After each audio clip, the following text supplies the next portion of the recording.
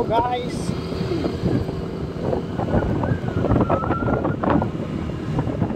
Gandang hapon sa inyo.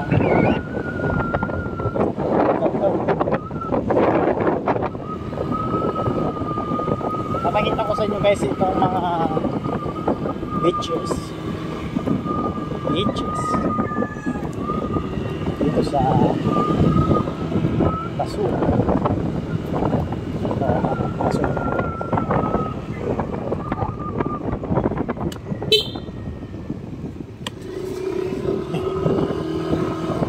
So dito guys ay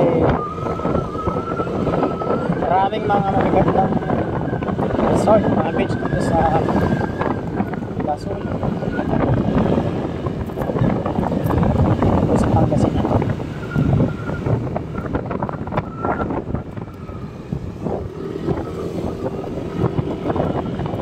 Maganda itong hatak ng one guys. Ng mga spring natin, yung pinalitan natin. Gumastos nga lang tayo sa gasolina kasi 42.3 kilometers per liter na tayo sa dating naglalaro sa Pilipinas. Wow! Ganda.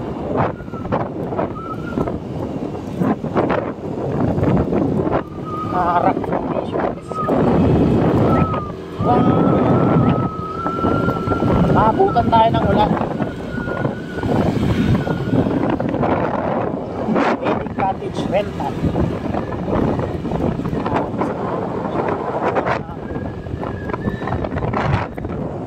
Two lovers. Gaganda dito guys.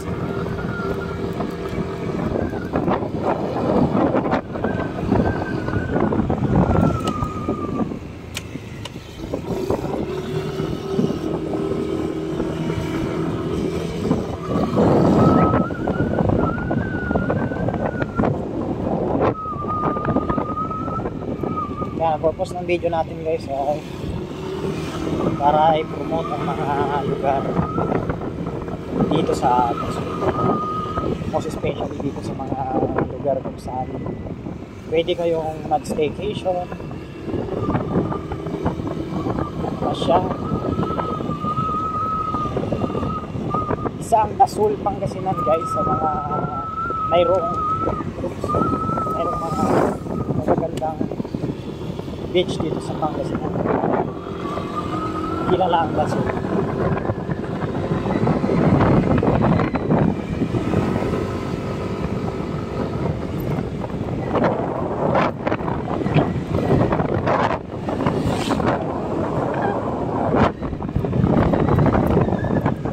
Ayan, meron din silang camp adventure dito. Hindi na mag nung naka PCX ako guys, dito ako muntik na disgrasya na banda. Kasi mayroong umagaw ng linya dyan. Galing ako sa kabilang daanan. Umagaw ng linya. Doon sa mismong linya ko, doon siya pumasok. PCX gamit ko yung 160. Malakas yun yung preno nun. Disc brake yun sa likod. Dumulas. Kasi hindi siya ABS, dumulas. Kaya grabe yung takot ko sa disc brake. Hindi ako sanay sa paggamit. Ito kasi maganda ang one guys, ang combi brake, yung tawag dito.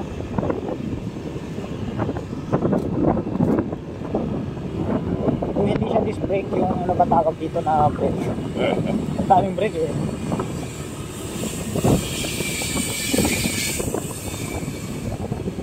Hindi siya dumudulas.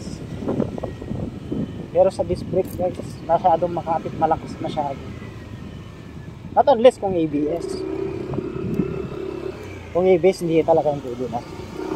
Muntik ako. Yung hindi disc brake, clamp pala yung clamp niya, iipit lang. Parang itong Aerox. Ayan, dati magagandang beach guys. Kung maulan na tayo.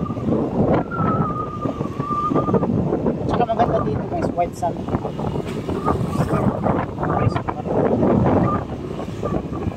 Susulputan yung mga kanina. Marisas to. Oh, bilhin siya.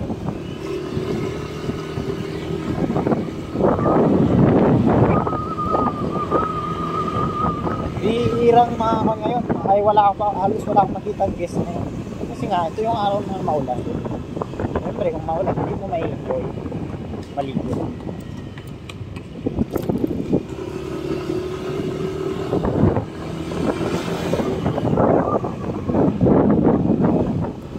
Maganda dito guys. Nagbabala kayong isama nyo sa listahan nyo ito guys. Tambubong White Beach Resort.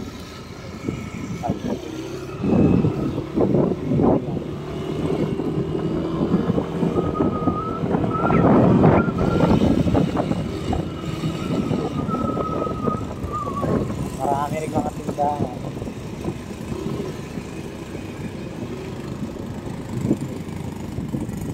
Dito na tayo sa Tambubong.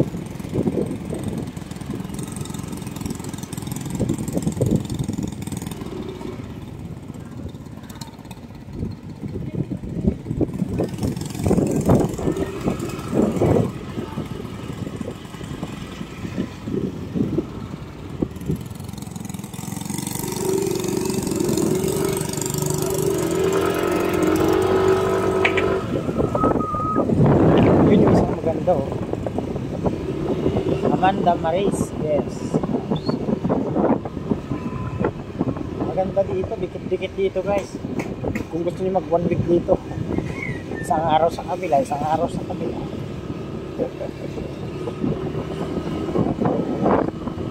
Tsaka yung dagat dito maganda, white sand. Cabanas Beach Resort, isa rin to sa mga sikat guys. Yan. Cabanas.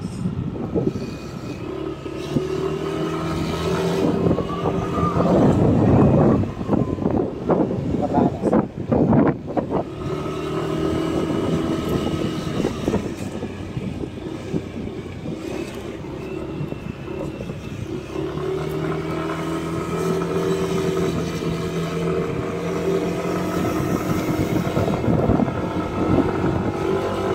So, after na tayo guys.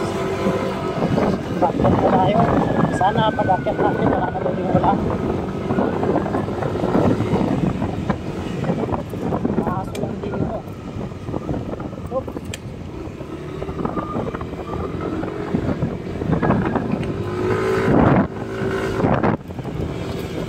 Lakas. Lakas, umuugong. Maganda dito guys, twist-twist dito. Akyat, babas. Tapos, twist-twist. Hop.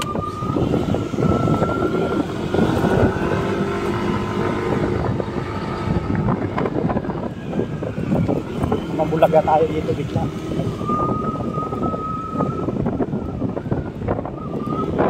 Mga dagat na yan guys.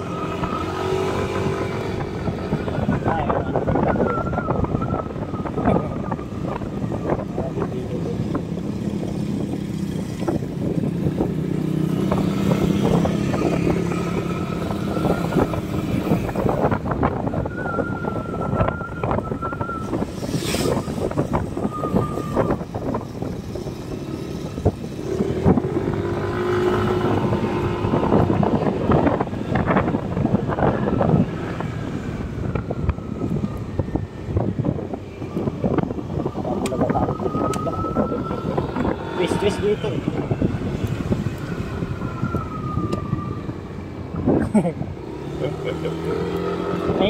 may ingat lang tayo dito guys, yung mga may part na may buha-buhaan siya.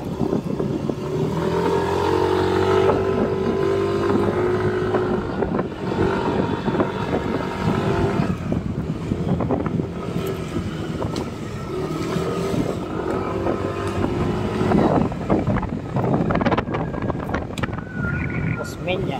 Dito na Osmeña ba kayo? Kung maabutan tayo ng ulan guys. Woo!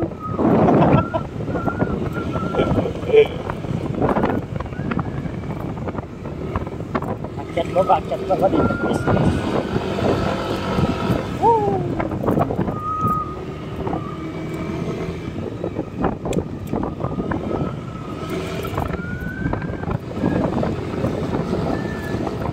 Dami mga sharp curve dito guys.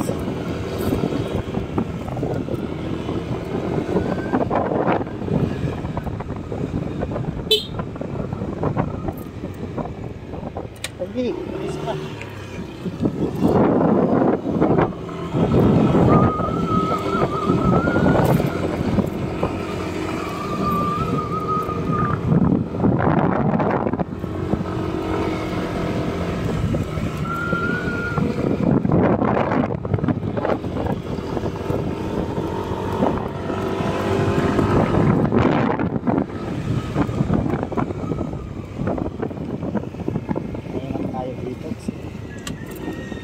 Buha-buha. Nakahina yung traction ng gulong sa mga buha-buha. Kahit gano'ng maganda yung gulong mo. Basta may buha ang higa na talaga yan.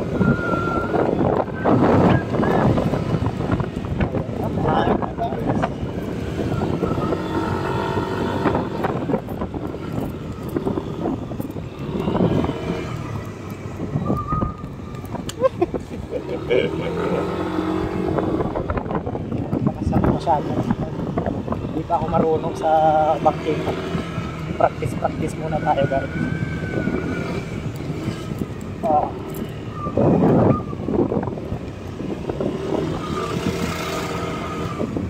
Itong mga to mabuhangin yung part na pag madaanan yung mga yan. Yan. Pag madaanan mo na naka slide konti yung gulong mo, ramdam mo yung sayaw sa likod ng gulong.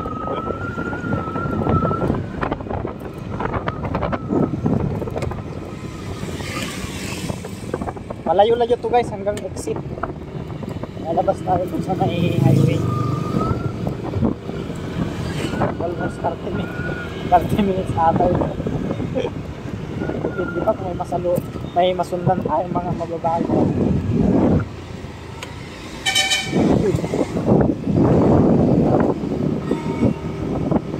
Ay, mausok.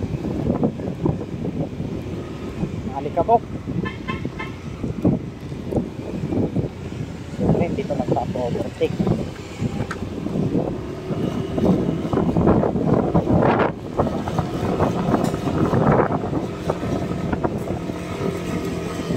Salong-salo natin lahat ng mga usok. Alikabok.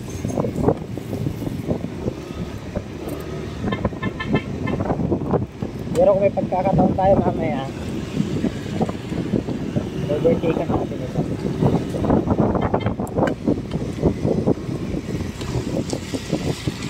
Ito guys, so sobrang linaw yung tubig dito. Ayun o, wait lang. Tawid tayo. Yan. Ayan guys, so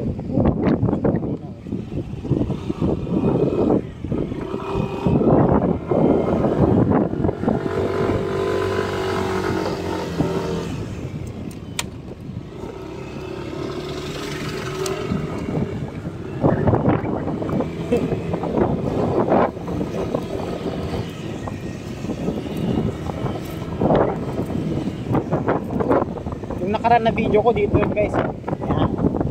Tapos dyan din kami naligo. Tapos na natin yung bison natin. Wala nang helicopter. Ulan. Pakarating ang ulan.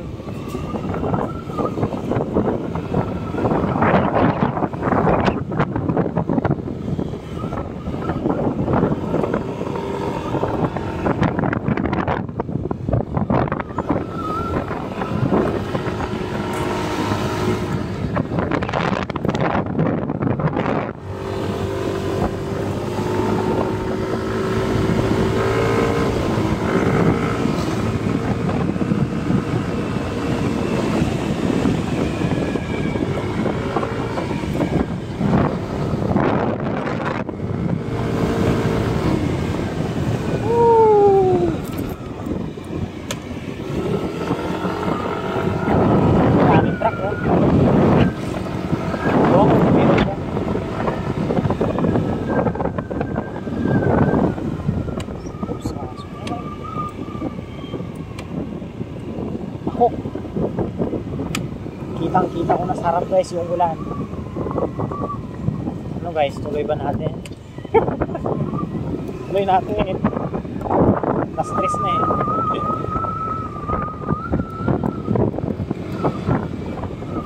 Ito, yung mga ganito guys, oh. Nadulas yan. Buwangin.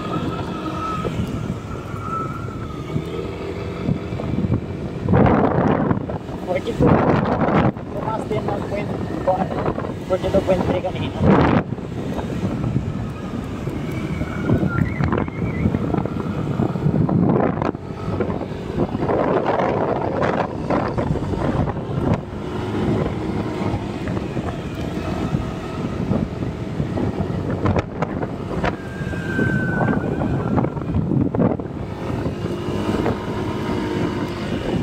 Sarap talaga gamitin tong Aerox guys sa mga twist.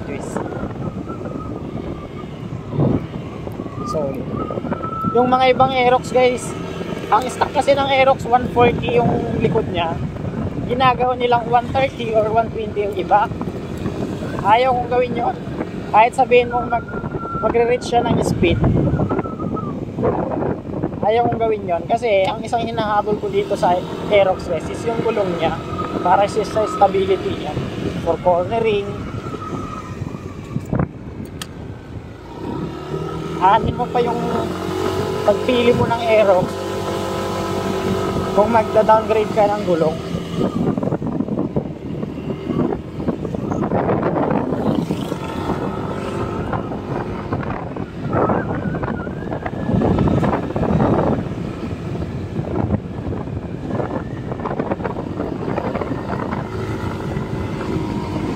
At least pag stock yung 140 na size niya, masarap din ilig.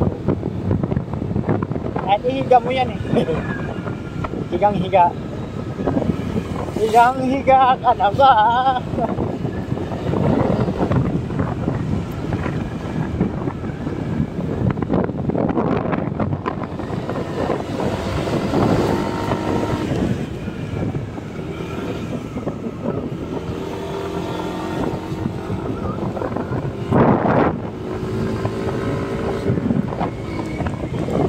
Ayan na guys, maambon na, ulan na to. Oh, naku, saan kaya tayo sisilong nito? Kung hindi ko nabibidyohan yung pinakamatinding twist niya, ay madadaanan tayo mamaya ng mga matinding twist. Pero okay lang. Tsaga muna tayo sa cellphone. Kasi wala pa tayong ibili ng GoPro. Ayan, may maliit silang ibili. Ewan ko kung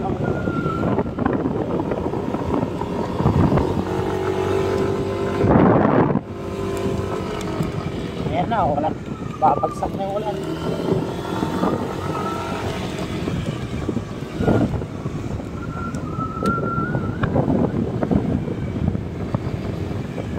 Mahirap dito kung gabi. Pero may mga street light din, sulat.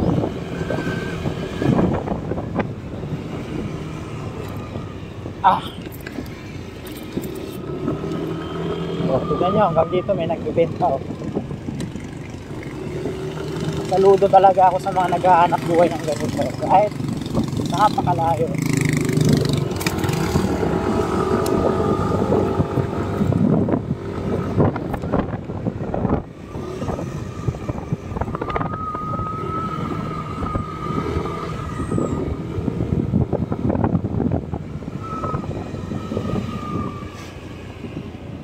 Mga iba.